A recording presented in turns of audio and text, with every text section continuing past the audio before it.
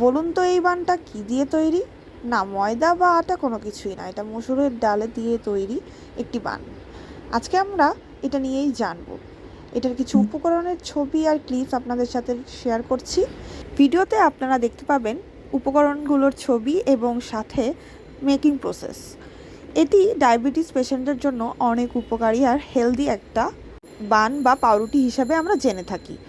আপনারা বার্গার হিসেবে ডায়াবেটিস পেশেন্টদের বা যারা গ্লুটেন ফ্রি খেতে চায় বা যাদের গ্লুটেন ইনটলারেন্স আছে তাদেরকে এটা সাজেস্ট করতে পারেন।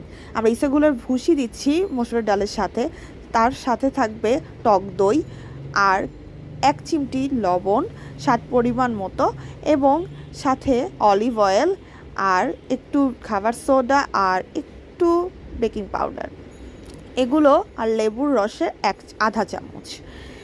এগুলো মিক্সড করে একটি ডো বানিয়ে আমরা সেটাকে বান আকারে একটা শেপ দিব। সাথে হেলদি কিছু সিডস থাকবে, যেমন সিসিমি সিডস, পোস্তদানা আর কুমড়োর বিচি, আর সাথে সানফ্লাওয়ার সিডস।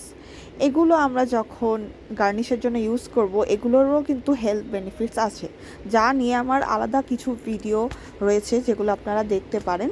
আমি উপরে যে কয়টা আছে সেগুলোর লিঙ্কও দিয়ে দিব।